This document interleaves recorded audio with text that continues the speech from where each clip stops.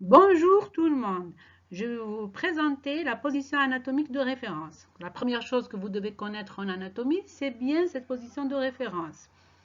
Donc, qui est à la base de toute description anatomique.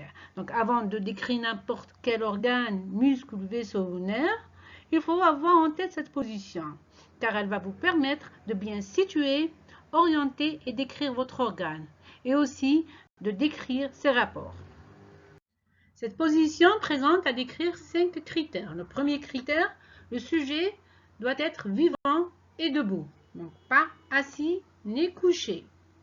Deuxième critère, le regard doit être horizontal, face à l'observateur. Comme on a dit tout à l'heure, le premier critère, le sujet est vivant et debout.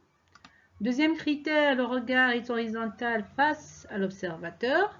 Maintenant, pour le troisième critère, les membres supérieurs ou les bras pendus le long du corps.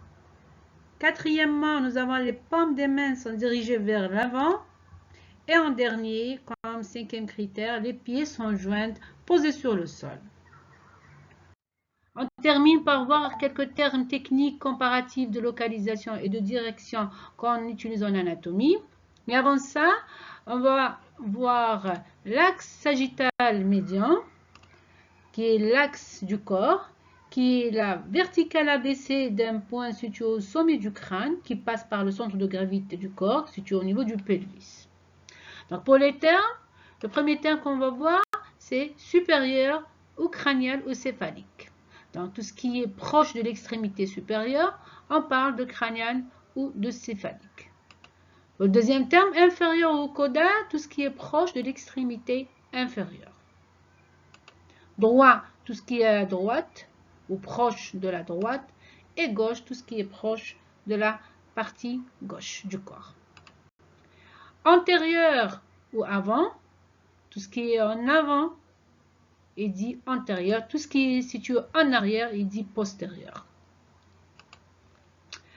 Pour les deux prochains termes, on parle de proximal et distal. C'est par rapport à la racine du membre. Donc, proximal s'il est proche de la racine, distal s'il est loin de la racine. Comme ici, le coude il est proximal par rapport à la main qui est distale.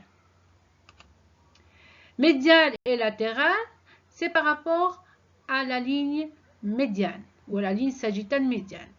Donc, tout ce qui est proche de la ligne médiane, on parle de médial. Tout ce qui est loin de la médiane, de la ligne médiane, on parle de latéral. Donc, par exemple, ici, le mamelon, il est médial et l'épaule, il est latéral.